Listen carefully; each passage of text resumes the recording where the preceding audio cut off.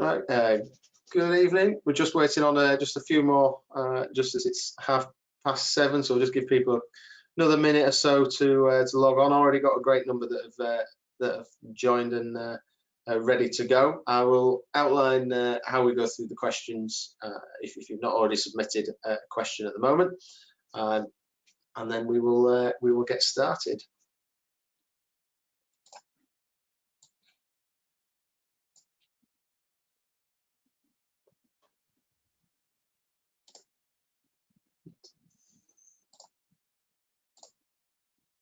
So first of all, really, it's thanks for the response so far for joining us this evening and the number of questions that we've had. We've had a really good number, varied, that have entered. So we'll be starting off by running through some of those. I'll hand over to Peter shortly. If you want to ask a question during the session, if you use the question function that will come up, so you'll have a little bar, should have it on your typically on the right hand side of the screen. There'll be a little white arrow in an orange box, should give you the option in there to ask a question. You can ask questions as we are running through. We've tried to group some of the questions together that have come in, so keep the themes as one. That will, if the question is relevant at that particular time, we'll try and answer it, or we might hold it back knowing that it's being the same questions being answered a little bit later on. If not, we'll add that into the end as well. So do feel free to ask questions as you go through on that function. Looking at my clock now, we are at 7:30, so I will pass over to Peter to get us underway. Good evening, and again, thank you all for your time, and again, Peter, for setting this up. I think, you know, in pre-lockdown days, to get 123 people around for a meeting would be a fantastic achievement, and you know, we've got 125 now. So again, it does show that there are some advantages over learnings from COVID that can be useful going forward. Just to let you know who we've got a bit of a panel here, just to cover as many areas as possible. I've got Aid Chapman from Scotland. He's one of the directors on SOA with us. I've also got Rick Gamble, who's the Northern Ireland Development Officer, and Chris Cork, who's our new operations manager. He's been in since February, so he's had a huge impact on Orienteering, being able to close it down within 2 weeks of coming on board. And then around the other three people we've got our development officers are Pete Brooke, Natalie Weir, and Jenny Taylor, who will come in and answer some of the questions later on when it's appropriate. So just really to go through a little bit of background, and then we'll get on to the questions, which is a key part of this webinar. I think, you know, COVID is new to us all, and we're all learning as we go along. For us as British Orienteering, we're dealing with 5 different devolved governments, because the Isle of Man has got their own government as well, and frameworks. We've got traffic lights, we've got phases, we've got God knows how many different ways of going forward, route maps. And to be quite honest, we spent a lot of our time, and I know some of you have, and some of the other governing bodies have, second guessing government, what they're going to do and what they're going to announce. Now, one of the biggest challenges we've had are governments are announcing things, but the advice and framework that follows it can take a week to 10 days after that. In Scotland, in Northern Ireland, it's even worse in some respect, because whatever the governing body puts forward has to be approved by the Sports Council as well. So huge challenges for all of us. We're all working with different frameworks, but personally, I think the bigger challenge is going to come from now onwards, because I think the guidelines are going to get more and more woolly. And we're not only dealing with the frameworks, we're going to be dealing with other sports trying to get back into the countryside and the general public. You know, we've already seen that with the weekends ago. It was like a bank holiday weekend, and every Tom, Dick and Harry were trying to get out into the countryside, and to put a sports event on at the same time would be very, very difficult. There is the risk of a second spike. We don't know, but we've also got a plan for that and how we deal with that. And the key to all of this, and I'd like to thank you all, is we don't have all the answers. You've been feeding an awful lot to us, and we've been trying to react to that. And I sincerely hope tonight that you can put some stuff forward that the development officers can focus on in order to support the wider sport and the clubs. Just to give you an idea where we are as a headquarters, very quickly here, at this stage of the year, I plan for 12.4 staff. Currently, we've got just under 9 staff, and 2 of those are furloughed. So we're running quite a small team at the moment. And I personally believe that's going to take us 18 months to establish some sort of stability, both in the operations of the sport, the competitions, and the financial stability. But I will say, one of the things about COVID, I felt it's really, in some areas, it's certainly brought our team together, really focused on what we need to do to help you as members, and also work with the clubs in providing that information and actually circulate it more widely. The stay-at-home resources was an excellent piece of work by the team and by you, the clubs, in sharing stuff. And the hits we had on the website from both internal members and external members were huge, and the quality of the resources that went out, I was really pleased with. It was done in such a short time. The consultation on the resumption of orienteering has been really useful and has helped us frame what we're going to do going ahead.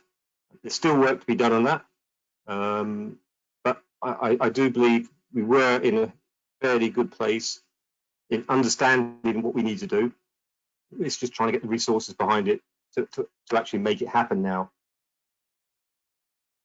The POCs and VOCs, this is a fantastic opportunity for us. I won't go into the name of the box because I know there's been big discussions over that. But the work that you've done in establishing POCs, advertising the POCs, and we are going to do a lot more work on that one. And also the Orienteering Foundation has just finished a video for the permanent orienteering courses and actually uploaded it onto YouTube. I think it was done yesterday. And again, we're looking at how we can use that as well to publicise that aspect of the sport. The webinars, incredible engagement with certainly the root gadget and the map run, and thank you for the presenters of that. 92% of the clubs have been engaged in that. That's a fantastic achievement, and the great thing is seeing how the clubs are using that, and the feedback we've had has been really interesting and rewarding for the staff involved.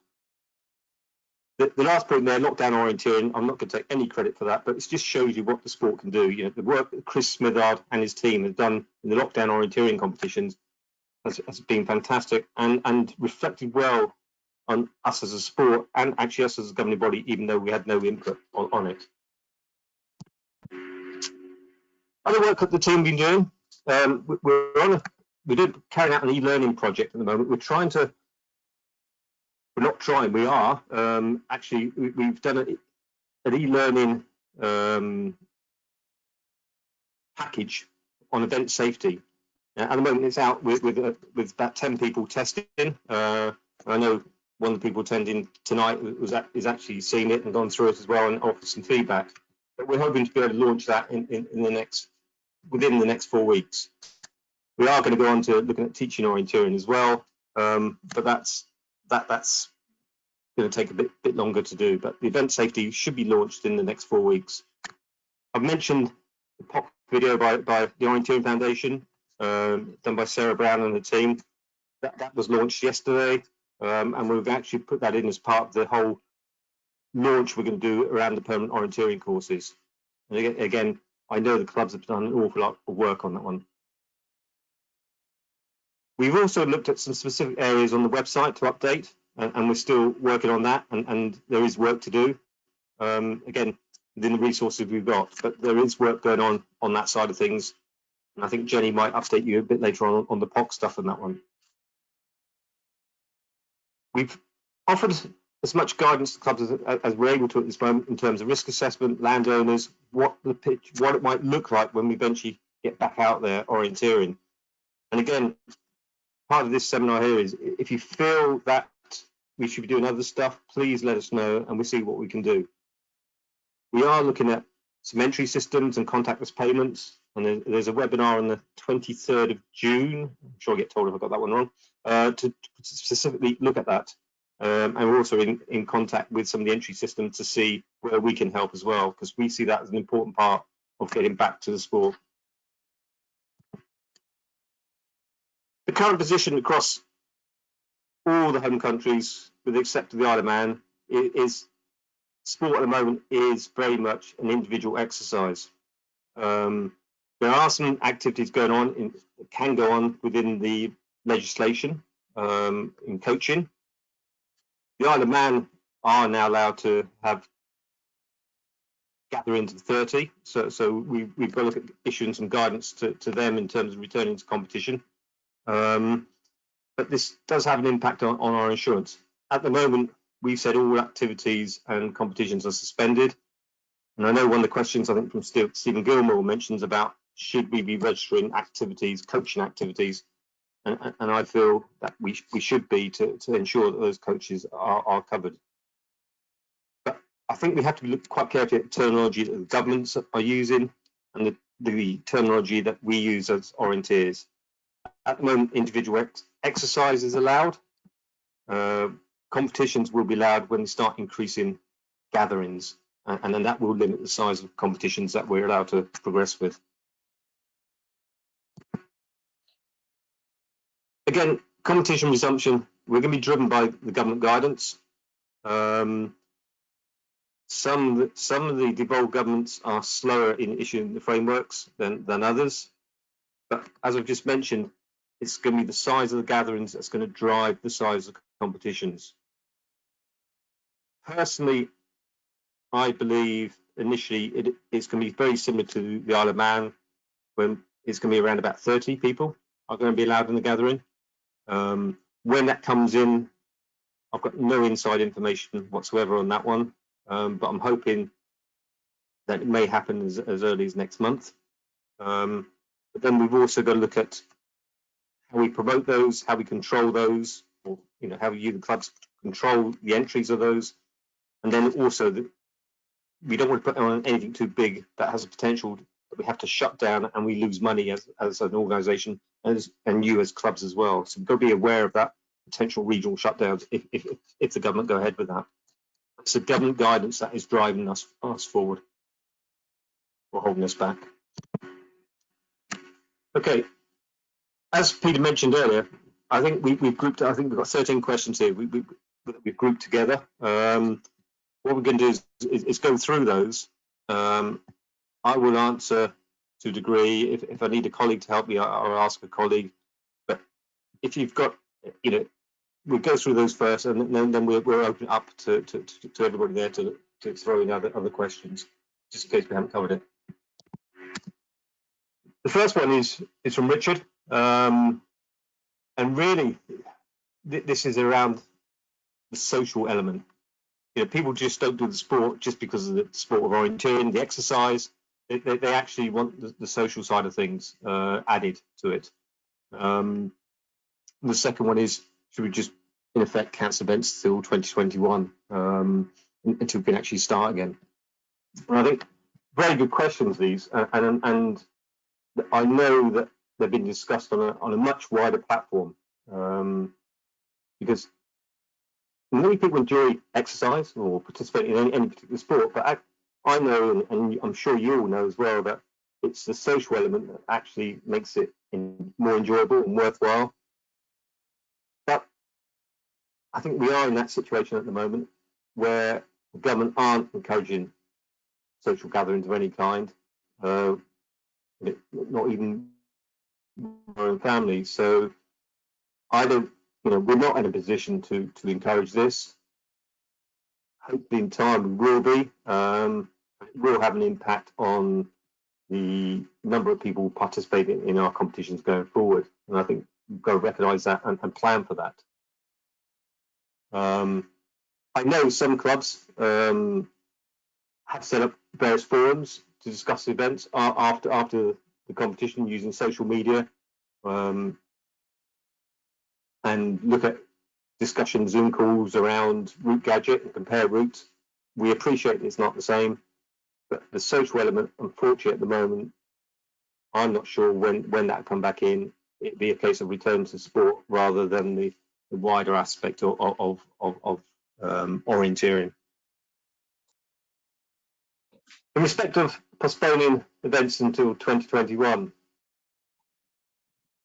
we're not going to do any Bridge Championships up until the end of the year, with the exception of Chris Smithard's planning a virtual British Open Championships. I can't remember the date.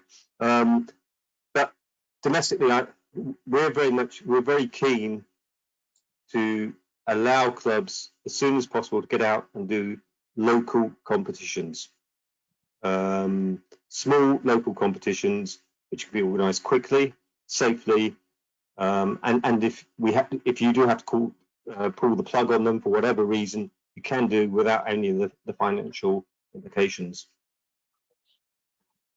Richard, I hope that answers your question, but that's where we are at the moment. Yeah, it's looking at it's adding the extra element that you can do as a club to really engage that. We don't want obviously large gatherings, and I think one of the key areas is obviously at the start and particularly at the finish. I mean, it's a great time when you've finished your event and chatting to people, and we've just got to be considerate to be able to run the events, and unfortunately that at the moment is we've got to try and discourage that aspect of things. Okay. Okay, I'll move through the questions and then open it up to the wider audience. We've got another question from Mike. In effect, requested a bit of guidance on how we could limit the numbers of competitions and management of competition on the day. I think we have issues of guidance out already to come to how it might look.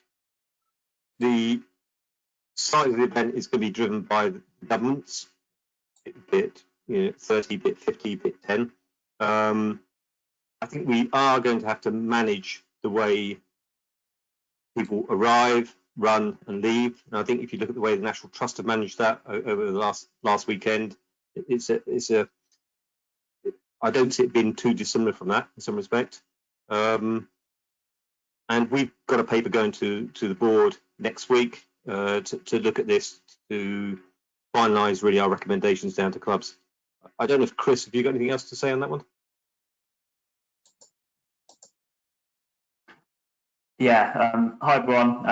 I'm Chris, relatively new member of staff, as Peter said at the start. I think just to add to what Peter said there, I think a lot of the points that Mike has raised here are really valid and were part of the phase 2 draft guidance that we put out, I think back in April, that I know a lot of you responded to. And I think at a general point since sort of starting the organisation, the real community feel and sort of joined up approach from everyone throughout the orienteering community has been really well received. So, thank you to everyone for your positive input, suggestions throughout everything that we've consulted with you on.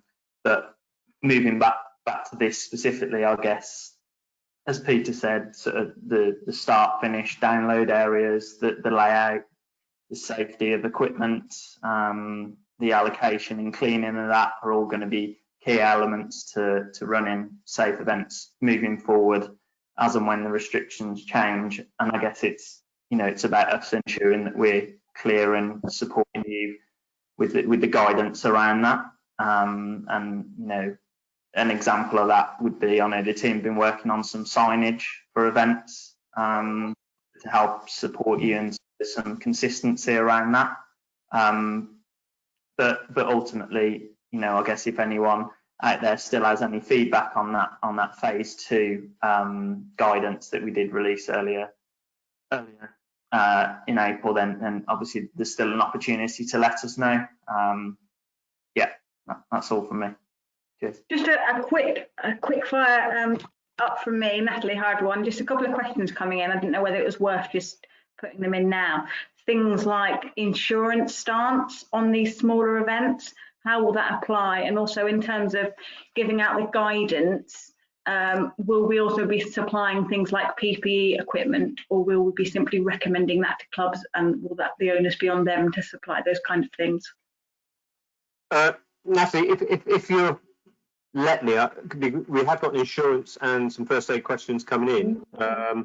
So what I'll do is I'll try and cover them then, and if I don't, feel free to.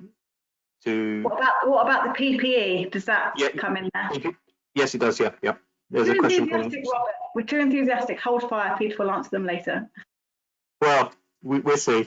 Okay. Thanks very much, Mike. I know you've got a couple of other questions as well later on. To Peter Harris, there's too many Peters go around here. This question's very much around the size of competitions, and also is there other ways that we can run a competition to just ensure, in this example, of if 6 people were allowed, can we run a competition where only 6 people are active at any point in time? I think the first one is the size of the competitions can be driven by the government guidance. That will be different in different countries. We're already seeing that some families, I think it's 2 families in Northern Ireland can meet. I think it's 10 in Scotland at the moment, 10 people. In England, I think we're at 6. So we've got to respect whatever the government is putting the guidelines down. And that's the same for training and coaching. We basically are going to be driven by government guidance on this one. So I don't see us looking at any other alternatives here. Your second part of the question, I think, is very interesting. I think it's happening already in shops. You know, it's 1 in, 1 out, and it's not one I'll be brutally honest, put a lot of consideration into, and I think it's a piece of work that we could do. So, you know, in effect, you know, how can we ensure that there's, in the example that you put there, that there's only 20 people at the venue at any one point in time, if it's run over a period. Certainly, if you've had 2 different events, morning, afternoon, you actually comply with that. But how, you know, if we were allowed to say 50 people, how could you accept more than 50 people, but run it over a longer period of time and make sure that there's only 50 people on site at any one time? So I think that's a piece of work the team can look at and try and develop further. You know, do you put a time there on the length of time people are out? They have, you know, very much like a score event, they've got to be back within 60 minutes or 40 minutes to allow the next person to go out and run in. So I do think there's some opportunities here, and it's something that we will look at. Yeah, and I want to come in and say from other sports and how they're looking at it, for example. So my guidance from my athletics club has been that a coach, for example, can see 5 athletes, then they can go home, and then another 5 athletes, then another 5 athletes, and the coach can stay there in that position. So exactly the same theory applies to whatever number it would be. So therefore, like Peter says, it would just be investigating to what extent we can, you know, use those kind of rules to our advantage, really, with the sport that we've got, and we're so flexible. So I think it puts us in a good position that we can do that. Yeah, it comes into the pre-entry systems as well, and having that strict control over when you can allow people to start, and then obviously finishing. So it's going to come down to windows, not specifically given an allocated start time. There's nothing to stop you doing that, but probably trying to get a certain number of people in a time slot, and that might be how you work things. But again, we're going to be dictated to by how different governments interpret their guidance for us. Yeah, and I know other sports such as cycling time trials are looking at this as well. So you know, we've always made the representation that our sport, in effect, is a time trial event rather than a mass start event. So we are working on that with Sport England and Sport Recreation Alliance to try and push that forward, so we get a much better understanding of where we are. Okay, next question. Hopefully we should cover some insurance issues here. From Stephen Gilmore from Northern Ireland. Good evening, Stephen. I hope you're well. The question there, can activities still be registered? Because currently, we're saying all events and activities are suspended. I believe we can open this activities up, certainly for coaching, and where applicable, when gatherings are allowed, providing social distancing is held up. That in groups, that activities can go on at the moment, and therefore can be registered. Providing the government guidelines, size of group, social distancing and safeguarding are adhered to. There were other activities that Stephen mentioned in his email. There's map run, route gadget. Can we register those, and what's the insurance implications for those events? Now, the current structure of map run and route gadget, or virtual orienteering is the name we're using this week, is that these are individual activities, individual exercise. They're not organised activities. They're not. There's not an organisation team sitting behind them in terms of on the day. So people undertake these individually at their own time. They don't carry out risk assessment. Therefore, they are uninsurable activities by our insurance. And we have checked up on this one because it was a question raised previously by Stephen and others. So therefore, the map run and route gadget, when it was published on the website, people go out and do it. They are not insurable activities because they're totally, in effect, unsupervised. Stephen, you also mentioned some other activities. I think some relay running as well. I struggle to see how an activity like that can be done when you're, in fact, encouraging a little bit more social interaction. But again, if somebody can put a case that we can maintain social distancing with these events or these activities, then I think we should look at them, and we should allow them to be registered as activities. I'm happy for anybody else if they want to jump in on this one. And does that answer your question, Natalie, from your side on insurance? Am I there? Hello. Yes, I think it's exactly how Peter summarised it, because almost exactly the same with you as a club putting your POC maps out to download. You wouldn't expect every single person, be it a club member or a person, a runner just doing it as their training, to be implicated or ask that question about insurance. So the principle applies, and hopefully the answer is quite clear.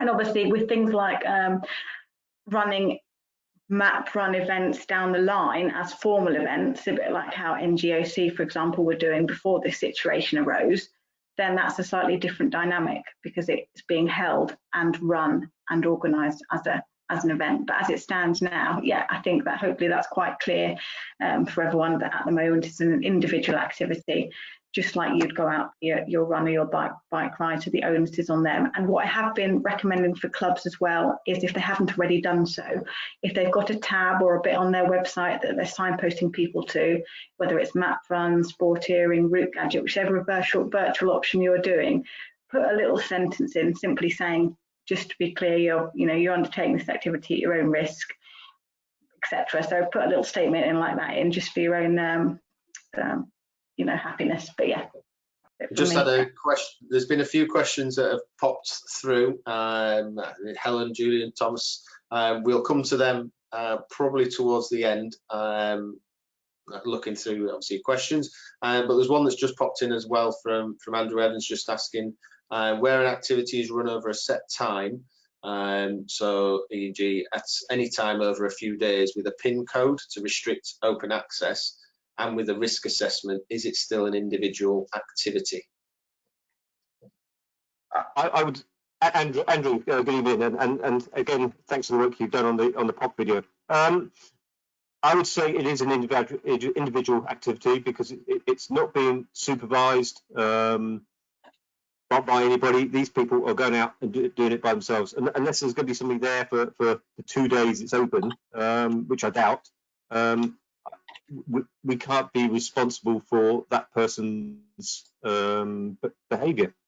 So if there is an accident, then I say it's no different from going for a run or using something like Strava on the bike. I wouldn't hold. You've done your risk assessment, and that's great for your peace of mind as a club, Yeah. and that's probably really good practice. But if my coach set me a 10-mile run to do, you can do it any time this week, it wouldn't make any difference. If he told me as long as I did it in that week, I'd go out any time that week. So it's the same principle, even if you have a PIN code. I mean, the PIN code facility is quite good because it enables you to restrict who you're sending out your course to. For example, you could just limit it to your club if you don't want, newcomers to find it if they're perusing the MapRun app, for example, and you just want to have it closed for your club members. Then that's great, that's fine. But yes, the same principles still apply.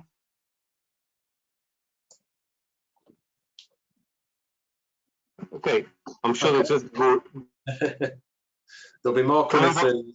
There's no more at the minute. They say there's a few questions coming in, but we're holding for later on. There's just a couple. As I always say, there's always a couple that pop through. I think we'll come to them as we go. On this topic, actually, from James, is the planner covered by the insurance for MapRun or a Route Gadget event?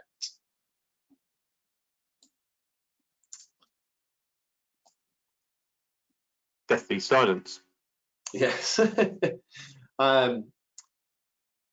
Obviously, I would say if it's not a registered event on our British Orienteering facility, then no. But that's just a gut reaction. I could be wrong.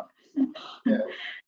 I think it's one that we'll have a look and get the right answer for you afterwards as well, just to make sure. Because obviously, if mappers are covered at the moment if you're going out and planning your different local events and getting prepared for that. So just need to check that that's the same principle on there. A good question. Thanks, James. Yeah, I'm just trying to think. Yeah, let's move on quickly. I love insurance. Well, I think some of us are going to drop off because Rick's going to. There's some other questions which Rick's more got the background on here, so I'll be back on in a bit. It is a tricky one though, the insurance thing, because ultimately, if clubs are not registering activities or events, in a sense, all we're doing is recommending you to do certain things. And as a club, I guess ultimately you've got, you exercise a lot of your own judgment and expertise on it as well, don't you? So I guess, it's something that is important to be clarified. Yeah, I'll look into the planner one. I'm trying to think in my little head where a planner would be held responsible for that, but I'll have to think that one through. Right, I'm going to move on swiftly before another question comes up on insurance. From Jean and from SAXONS, which is, this one's a very interesting one, and I think moving forward in the early days when we are allowed to get going, I think it's quite key that we try and reduce the touch points and control the number of entry to any competition. And there are some companies that are widely used within orienteering. You got SI, you got Fabian. I appreciate they're not free, but I think when you introduce payments that whichever companies you use, that there is a charge that is you have to pay, be it a couple of percent, whatever. But we are looking at this. Now, if a club were to offer a free event, they may be able to get a free event entry through Eventbrite. Providing it's free. If you're starting to take payments, then there is a charge. They're quite expensive. Actually, they're much more expensive than SI and Fabian. But we are looking at this both in terms of talking to SI, talking to Fabian. We're also talking to at least one other member who's got a program that will take event payment as well.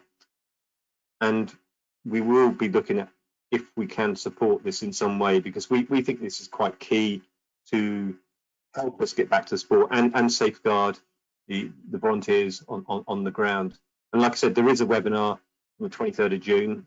We will continue to work on this one and see what we can have up and running. I think we've got approximately a month to get this working, but we are working on this, and if we need to resource it some way, we will be looking at how we do this. Natalie, I don't think you got anything else? Yeah, I think you've got the realistic thing that whilst we are working on something in the background, it's not physically, practically going to be ready in time for when we have to restart events. That's just the realism of it.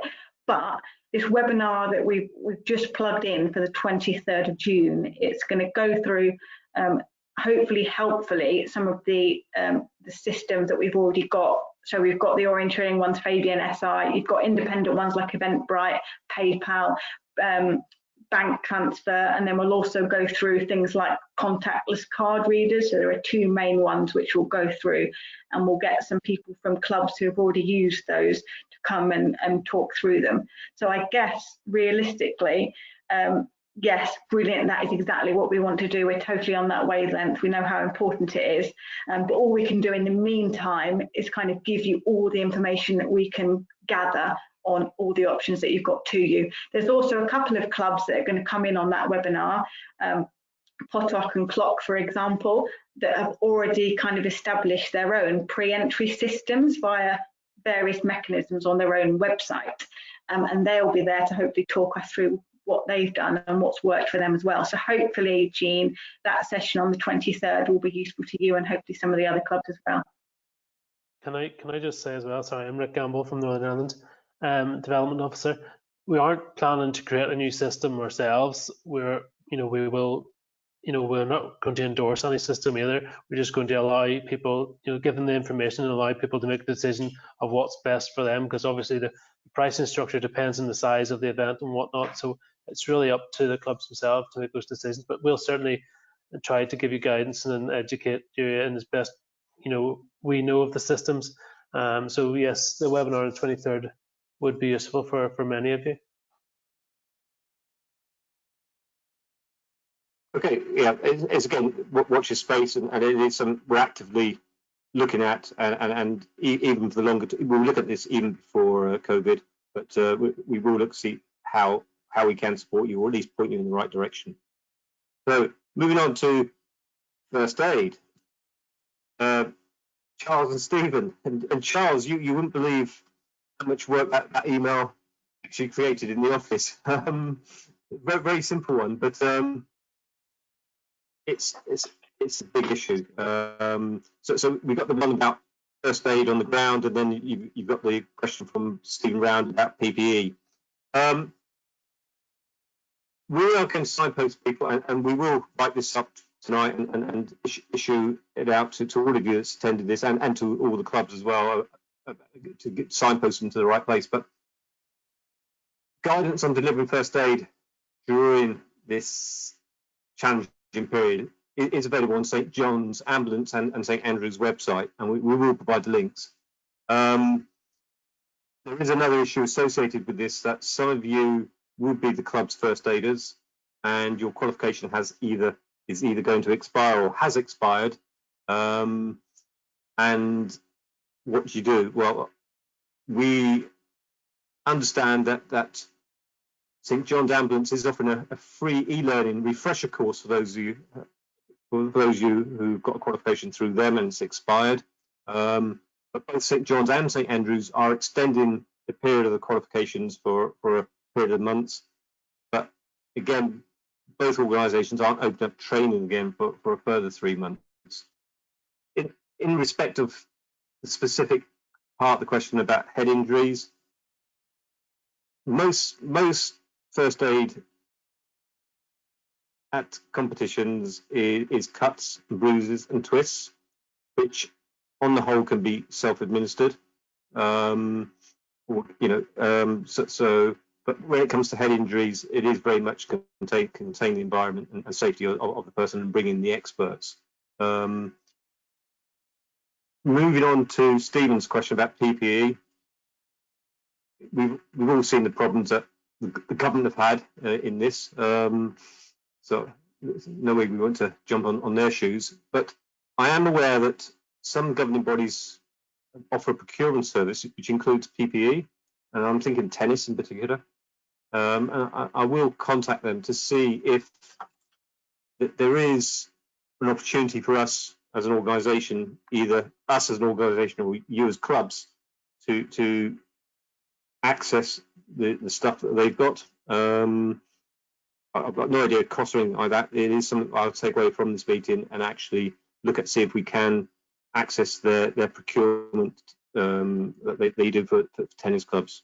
And I will look around also with I'll bring this up with we got a CEO's forum next week, I think it is, and I'll bring it up there as well to see if there is a central point that we can go to. But I will look into this for you with tennis, the LTA. And I don't know, Rick, have you got anything else on first aid? Yeah, so just to sort of emphasize a wee bit more on the training, some of you, as Peter said, your training, your certificate will have run out, be expired, out of date, and training for England, Northern Ireland and Wales is suspended until early July, so you won't be able to renew any training until then. So they have put in this extension, so England, Northern Ireland and Wales again is their training resumes in August, but they're allowing you your extension of your certificate to like the 30th of September. Scotland's slightly different. Their training is suspended to the 1st of July, but their extension could be after the 1st of July rather than Scotland's resume in August, whereas the rest of the UK is start of July. So their extension certificate could be beyond the 30th of September, which the rest of the UK is. But what I'd like to emphasise is, although your certificates have been extended till the end of September, you may be able to book on a course, after, in July or August. So it's been recommended that you do book on as soon as possible. And because of the restrictions and maybe class sizes for those first aid qualification certificates, the class sizes will be smaller, so it might be harder to book on. So if your first aid certificate or your qualification has expired, please go on to your provider and book a course as soon as possible. Just so that's one thing. The other thing was, in the meantime, just follow your first aid training. Do not go, work outside this. And if you have any concerns over what you should and shouldn't be doing, you really have to contact your first aid provider, and whether that's St John's or St Andrews or Rescue Emergency Care, seek advice from them. They're all slightly different. We don't know what qualification you're holding, so please work within your certification. Just one thing about it's treat people as if they could have COVID or you could have COVID and you can transmit it. So you have to try to keep your distance. If you have a first aider, maybe sometimes you have two first aiders or somebody to help you. Try to avoid using them or keep them at a safe distance as 2 meters away. Use sensible things like that. Keep yourself safe. There's lots of advice on the St John's website on that. But also it's very unlikely as well, if people have signed on, it's unlikely that there is COVID. So if there is like an emergency case where somebody needs CPR, they're not going to survive if you don't do CPR on them. So obviously, again, there's information on, you don't do breaths, you work on the chest, you don't do breaths, things like that. Cover their face maybe with a buff or their t-shirt or whatever. And so there is advice. So please seek advice from your provider. Thank you. Just had a quick question in from Claire on this one. So are there any online first aid training courses at the moment? St John's do a refresher, and again we'll send the link out with the notes from this.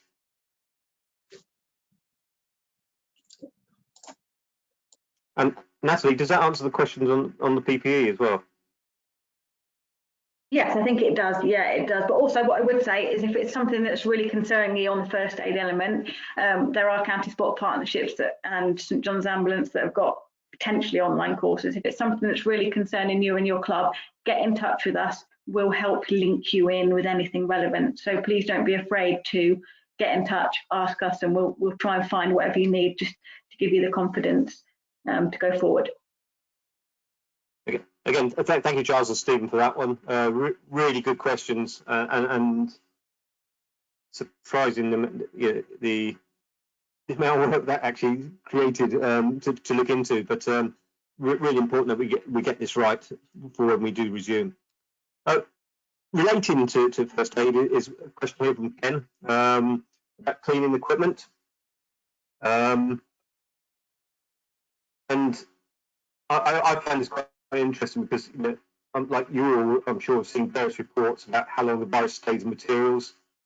My reading is most experiments are based in controlled environments. And the outcomes suggest that it lives between 5 days and 8 hours, depending on what's the material and the conditions. Looks like copper seems to be the best at this moment.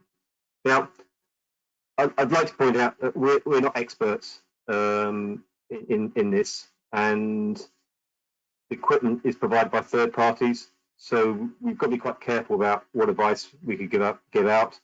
I would hate to give out some advice that damages the equipment, and then we end up being liable. I am aware that Sport England are looking at this with a couple of governing bodies. Athletics is one, wrestling's another. Obviously for landing mats and wrestling mats to look at what's appropriate for the cleaning. And I will find out what the recommendations are and, if appropriate, issue them out to the clubs. We've also contacted SI about this, because that obviously that came to the fore quite early on in our minds. They recommended washing the cards in Dettol laundry wash. Now, if that clears the infection, I've got no idea, because again, we're not the experts, but we will come back to you with whatever recommendations we can get from Sport England and we feel are appropriate to our sport. So not a brilliant answer, Ken, I'm sorry, but I think we've just got to be quite careful that we don't step outside the areas of knowledge that we have. Yeah, just I know most research says that it's very much less concentrated after 24 hours, on a surface, but obviously after 72 hours there is still coronavirus still beyond the surface. But that's based on other coronaviruses. This is not necessarily COVID-19 strain. So yeah, but we also know that alcoholic cleanser does make it does make previous coronaviruses inactive after a minute. So it shows you that the amount of by using that, it reduces the risk greatly. So definitely, if you are using the shared equipment, do wipe it down, spray it down, whatever you need to do. There's also other advice like SIR, using planner and controller, putting out and taking in the same controls, or a family putting out and collecting controls, so there's not the cross contamination there. Or using gloves, simply just use gloves to collect them in, and sensible things like maybe rather than giving out dibbers, if obviously people bring their own, but if they don't have their own, maybe hiring or providing dibbers for a period of time, maybe putting a deposit down for the dibber, and then it's returned after a few months, whenever the whole process passes. So it's things like that, which we can think of. We don't expect to provide PPE, I don't think, but give you advice if we have advice, if advice comes to us regarding the quality and what you need. Yeah, and if there's a real need, I can always try and set up a webinar with Peter Hart to get him to demonstrate how to clean said equipment. So I'll have to keep my eye on that one. Thanks. Okay, I'll get my own back now. Moving on really from first aid now on to map run, route gadget, permanent orienteering courses. It's going to get quite technical now. Again, Jean and Mike Bolton here. A number of questions here. I'm going to hit question 2 first, actually. about the requirement for the OS copyright statement.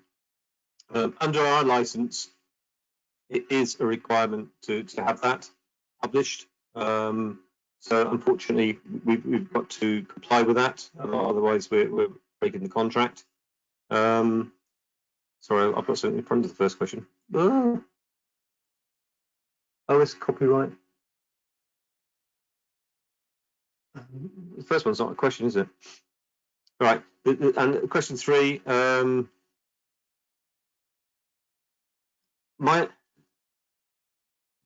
The whole OS licensing is quite a technical and quite complicated question, and our license with OS goes back pre-2012, and it hasn't been altered since then. So I think the world's moved on a fair bit since that license agreement or contract has been agreed. So we are. This has really pushed us. What's happened over the last couple of weeks to actually contact them to really ensure that we're operating within the spirit and the rules of the contract. I still think there potentially is an issue with MapRunner, with the way they may publish it, but I am going to seek clarification from on survey on the contract. Natalie, have you got anything else on this? Yes, sleepless nights it's caused me. Don't worry, it's not just you guys. I've been trying to, get to grips with it as well internally. And for us, Peter does need to get the clarification from OS, but there are a couple of options that we're looking into to enable us to encompass it within our license. So the first one is looking at it exactly like we would do a POC and have them centrally located and listed on our website. Once we've done that, it will mean it will be in the same ballpark as a POC and enable us, as long as we've got it signposted from our central website, that could circumnavigate the issue. Secondly, and this is something that is in Peter's slide, what BOC have done, and we've got a webinar on Monday the 15th that BOC are taking us through the app that they use, which is different to MapRun, and it's harder to pronounce. I'm not even going to try. Usingling, I think it's called, but it is a really good app. So if you are interested in finding out more about that, that is on Monday. But what they've done to circumnavigate the issue, for example, is you only put maps on the app that are less than 4 years old. And what they've done is tweaked with the copyright statement at the bottom. And if anyone wants to see, their maps are on the BOC website, and you can have a look at one of their Usingling maps as an example. But what they've done is, instead of copyrighting the normal phrase that we use, they've copyrighted open source and Zoom Stack free to access data. And then the third and final option is like Root Gadget. And we encourage MapRun to have an independent license with OS. So it is something that we are scratching our heads over. Obviously, it is useful to add as well that some clubs currently don't have their POC courses centrally on our website, and then what they do is pay an individual license fee to OS.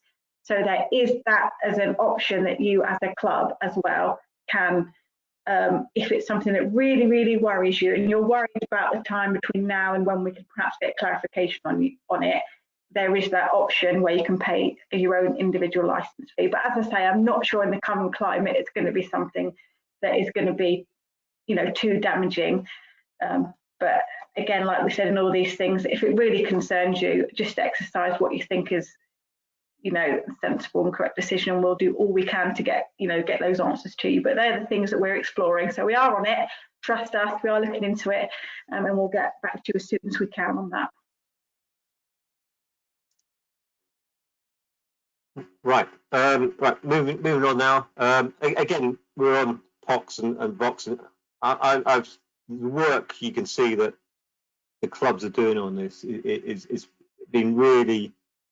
I find it really exciting, the way that people have changed the way they're operating to deliver these courses and prepare for when we get back to orienteering. And I think huge credit to all of you that have engaged with these POCs and the BOCs. And it's been really quite rewarding for us as well. So well done on that one. Over to Barry, and this is where I think we get our hands slapped a little bit, and quite rightly. We are doing some work on the web page on the permanent orienteering courses at the moment, and I'll ask Jenny to speak about this in a minute, because we realise that it's not good enough, quite frankly, and it needs to be simpler and get straight to the point. Your third question, I know you've spoken to me before about this, is the quality of the permanent course maps, and we do need to do some work on that, and it's even more important now. And again, it's just a case of resources and time really to deliver on that. But I think it's come quite clear that at the moment, the way back to orienteering is via the box and the box initially, before we get out onto competitions, and we've got to do everything we can. The team are going to launch the permanent orienteering courses in a major way fairly shortly. The issue of the download maps, there is some challenges in terms of different programs uploading and downloading the maps. One of the silly things about it all is when it was put together was that there was a space at the bottom of the map for somebody's name to go in there, and this was put in for whatever reason, and we just need to get consensus from the owners of the maps that we can take that out, and that would ease the some of the problems that we do face. So we do need to do a little bit of work just purely on that little piece, which will help the quality of the maps. Anything else? Jenny, do you want to go on about the permanent orienteering courses on the web?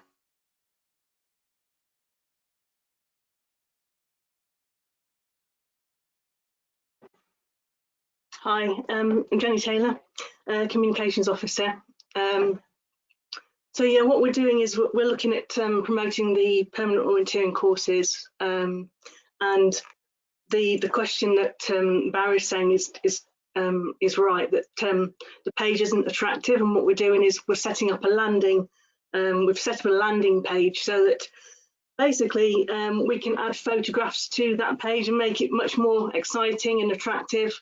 And we're going to add in the new video, which Andrew and the Oak Foundation have developed. So that will make it much more interesting, which something that we can actually promote. So we'll be promoting that page, and also then people can go off and find a course. So we are looking at that, and yeah. So if you just bear with us, we're planning on launching a national campaign next week, and so yeah, it is something that we are addressing, and it's a valid point. Hot off the press, and I don't know when the last time that Barry looked on the POT website, but we have been tweaking it in the last couple of days. Have faith.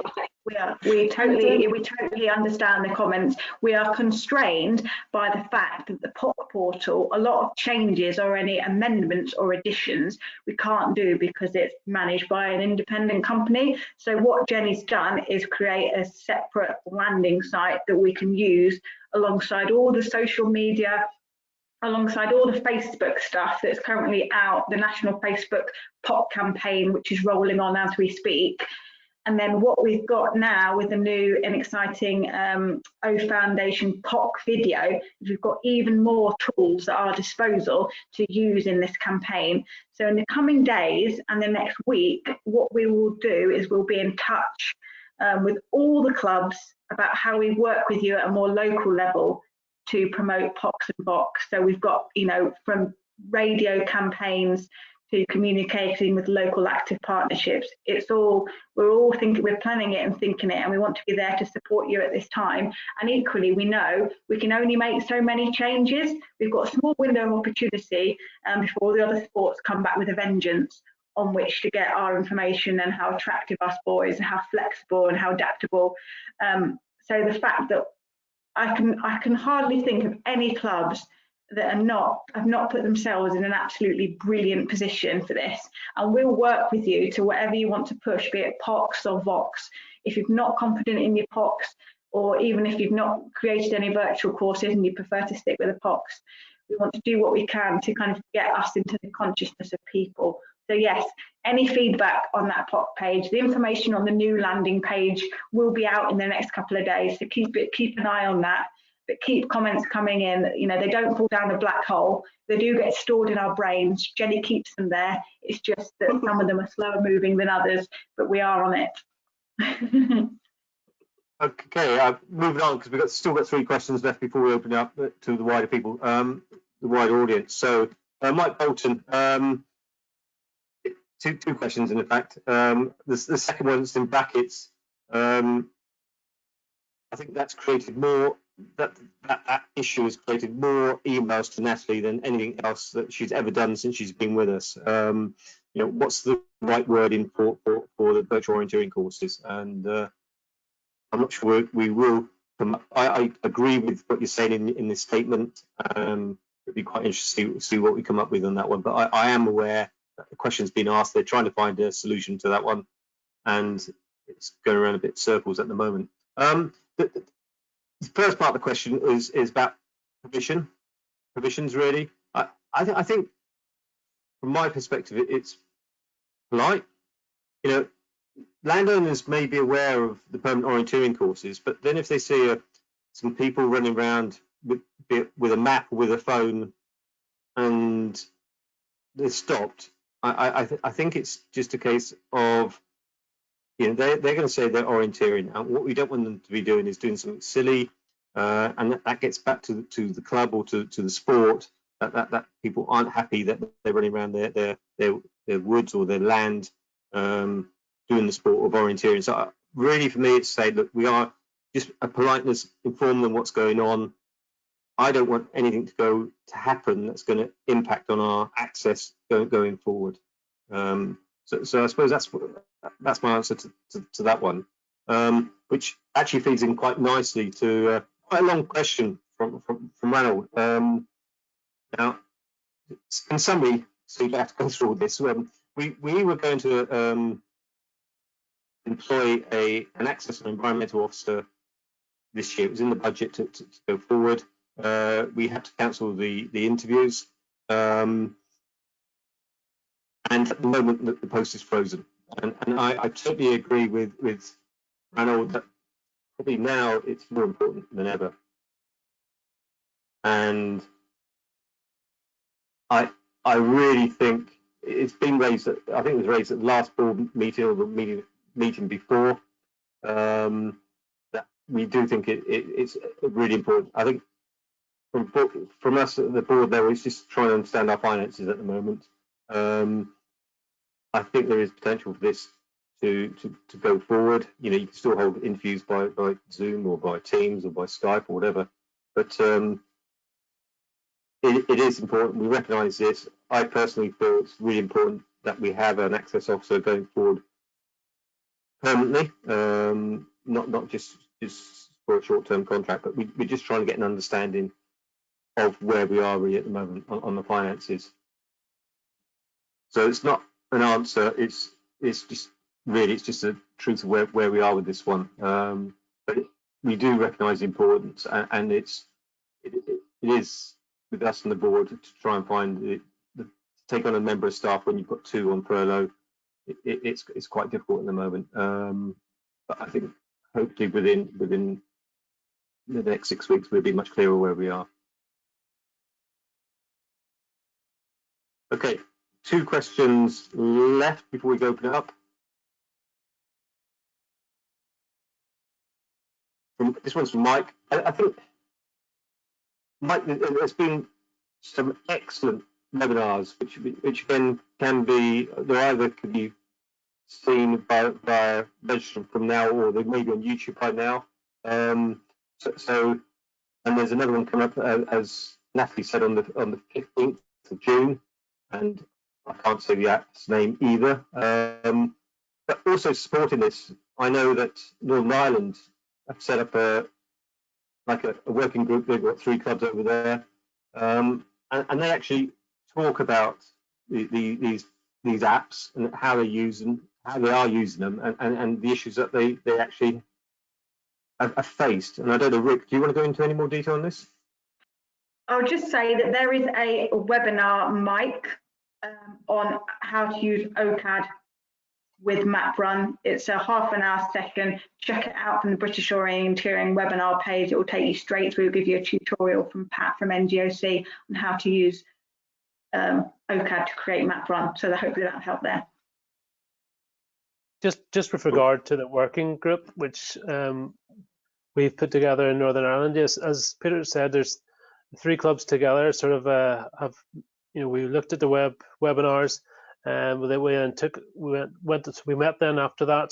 We talked about what we would do. So we did some quick runs ourselves, just using it on the phone, and then we increased our knowledge and our understanding of it, and then we started creating events using, some people using OCAD, some people using Open Orienteering Map, some people. I just took photographs of a map and transferred it onto the phone. And there's so many different ways of creating courses on MapRun, and I'm sure it's the same with other apps as well. So, and then we'd come back after a week saying what we'd done, and then we'd share courses and allow other people to run the courses using different phones at different times, and just sort of quality assurance. And now we're at a stage now where we're asking for permission for administration permission. So that's it took us maybe a couple of weeks just to get familiar with it and be confident with it, and to be able to get the permission, and hopefully soon then we'll be getting courses out to our members. So that's what stage. We just went through the process. Don't be afraid to ask questions, because I've created a VOC and POC steering group with about 16 passionate people from clubs up and down the country. And so if I don't know the answer, I know one of them will. So any queries that as you're playing around setting them up, if you fire them through to me, I can try and get the answer for you, be it from Pat or be it from some of the other clubs who are a bit further forward than perhaps you are. Ask the question, send it through. I'll do my best to get the answer to you.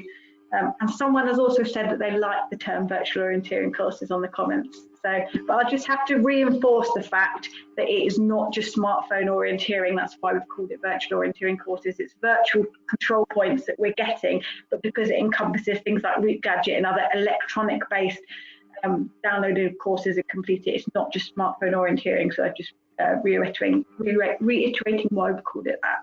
And we are open to change it. We're open to suggestions. We know it's not quite right, but we're going to keep it at that for now, just because we know how important it is to have a joined up message.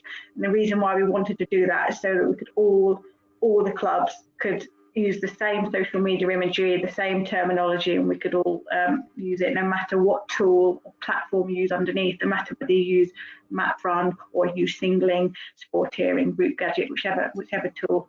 They're all valuable. Thanks, Natalie. And also I know in SOA, actually, I think they use it hugely in Scotland, and I think they host all the MapRun courses on their website. Is that right, Aid? Yeah. Okay, cool. Yep. Aid Chapman from the Scottish Orienteering Association. I'm the new operations director. And yep, absolutely. On our website, there's quite a lot of information, including details of actually how to upload maps and so on using the various mechanisms. So quite a lot of detailed information on our website, although at the moment it is permanent OAT courses and smartphone orienteering. So we may need to look at the titling, but the information at the moment is fairly specific to smartphones. Good, cheers, Aid. And last question before we open up. This is wider than COVID, I believe. A lot of our mappers, we need more mappers for the sport. It can be a good thing to have as many mappers as we can. I have contacted the map advisory group to see if they could assist us in this in terms of a webinar. And if that doesn't work, we could look at some sort of mentoring for people like you, Mike, that are interested in moving forward and developing your skills. So we are looking at this. If we could do this, we will do.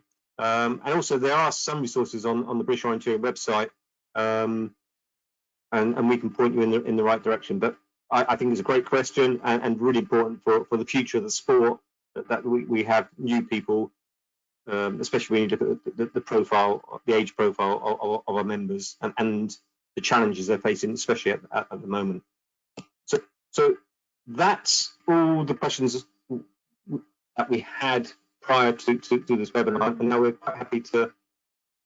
I don't know who's managing this. Is it you, Peter, that's managing the questions going forward? Yeah, we've got yes, Nat and myself have been answering some of the questions as they've been coming in, and we've got a few that we've kept to one side to save for the end here. There's a couple grouped together with regards to Comfort Sport Trophy and the Cup. Has any decisions been made about that going ahead? It's probably just a little too early at the moment. I don't know if you've got any firmer detail on that, Peter. No, I haven't at the moment. I've got to arrange a further meeting with the Event and Competitions Committee, well, Mike Cope and Chris Phillips, to look at some of the major events for next year. But I know we're talking about this year at the moment, but it's all very early days at the moment. I know there's been similar questions about the VHI as well. So at the moment, unfortunately, the actual competition is probably the easiest thing going. It's all the stuff around the competition that makes it difficult. The transport, the accommodation, the food, the toilets. That's where the challenges are going to be for us going forward in the near future. Yeah, Pauline has given a handy recommendation. So for all mums out there, you might have heard of that Milton fluid stuff. To put all the equipment, dip it in there, and that gets rid of COVID. It sterilises coronavirus in 15 minutes. Milton fluid. So you can put a bucket and put your high dibbers in a bucket of fluid at download. So that's a good recommendation. Thank you. Yeah. It works for sterilising wine bottles as well, but that's my plug to you. That's another webinar, Peter. You know that. Okay. Right. Sorry. Yes, I'm just going down. We've answered a few. Some good suggested alternatives for virtual orienteering suggestions. I love them. Keep them coming.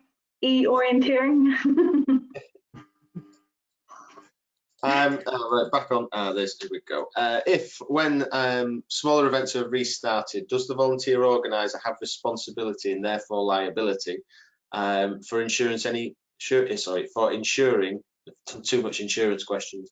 Any COVID-related risk reduction requirements are adhered to by participants and helpers as the same way as, say, shops and businesses have for their customers?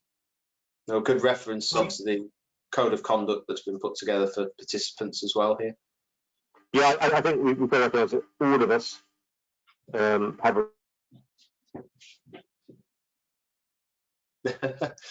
oh, just for us, I think it's just to say all of us have a responsibility at this time for ensuring that everybody's responsibility on this. Both the organisers have got to do some specific. Have you got me now? Sorry. Yeah. Yes, Yeah. Hello. I'm lost. Hello. Okay, sorry. I don't know what happened there. So apologies. All of us have got responsibility at competitions, I think, to ensure that we're operating safely. Now, the organisers of a competition, we're going to get some. We've started issuing some guidance out already on that, what mitigations have to be put in place in terms of reducing the risk. These are going to have to be followed, and if they're followed and there's a claim, the insurance will kick in. But also the competitors, like Peter alluded to, have got a responsibility as well. And I think this is where we've got a code of conduct. We've got the next stage written already in terms of a code of conduct at events, and I think participants will have to sign up to that before they enter the competition. So I don't know if that answers your question. As far as the organiser, if there was a claim, providing the competition was run in line with the requirements that we're going to lay down, that you have to organise a competition for, the insurance will act on your behalf, providing you're not negligent. Okay, and we've had another one from Niall. So are we having any conversations with UK or national landowners at the moment to understand how they feel about orienteering post-COVID world and how they might see things being done differently to help with conversations at local level? we've done we are with Forestry, the Forestry Commission. We have started those conversations. We haven't started the National Trust. We haven't started those conversations with the military. We've also used a letter sent to clubs about, and again, it's like I say it's a template letter, is a letter that can be adjusted to be sent to landowners to just inform them really that we are a responsible organisation, and we will put stuff in place to mitigate COVID. So not to answer your question totally, no, we haven't contacted all the landowners. We have started with some of them. And at a local level, we have had a few conversations, but as someone rightly put in one of their questions, lots of landowners, for example, councils at the moment, you're finding it very difficult to get in touch with them if they're furloughed or non-communicative.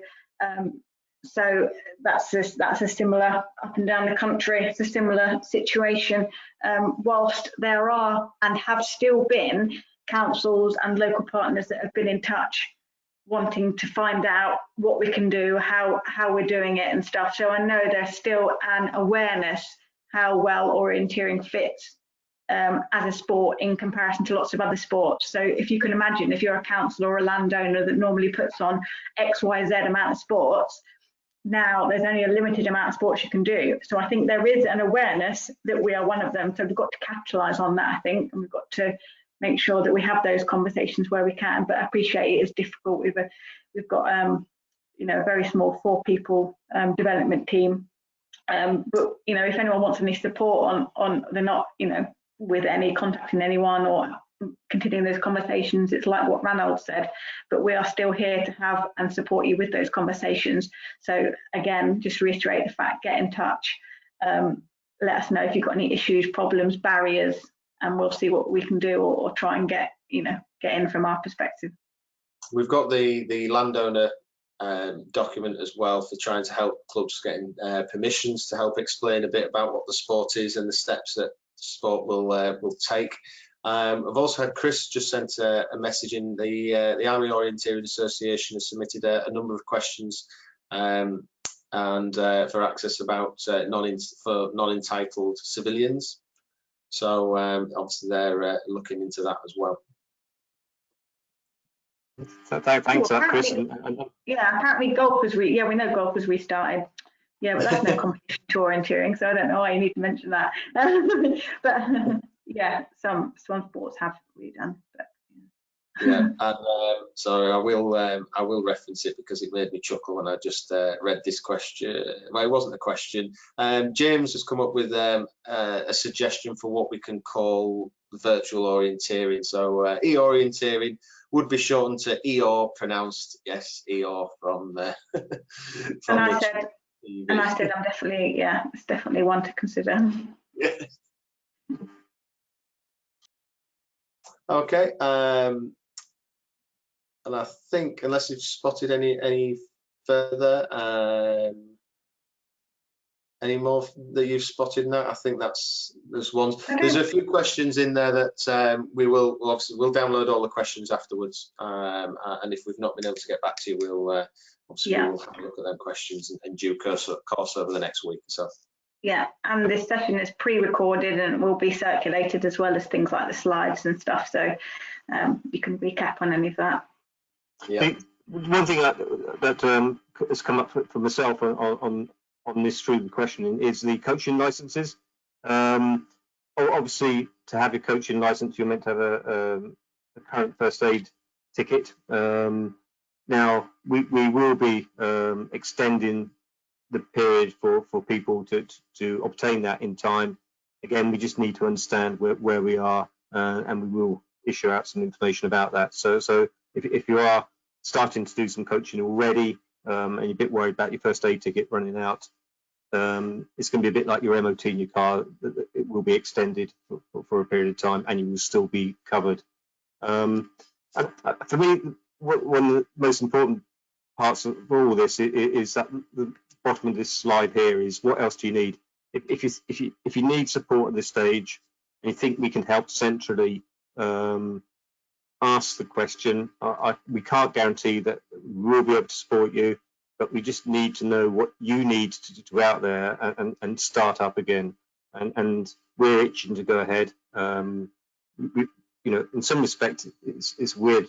We've enjoyed being able to really focus on this challenge that we're all facing at the moment. And I have to say, the team, I haven't seen the team work as hard as they have since I've been in post. So, you know, it's really helped us focus on helping you, the clubs, get the sport going again, and we're looking forward to that.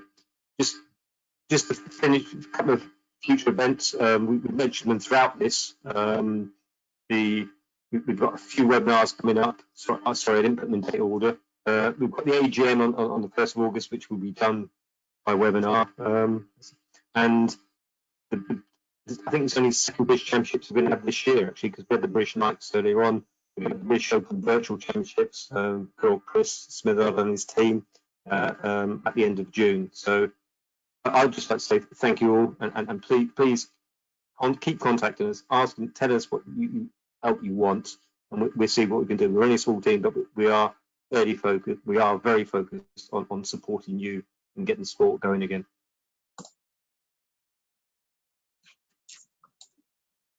Okay, we'll wrap it up there. Thanks for everyone that's been listening again tonight, and you will obviously receive there'll be emails and such afterwards. But thank you for everyone that's contributed tonight, all the team, and we'll see you soon on next week's webinar. Yeah, thanks. Good evening. Bye.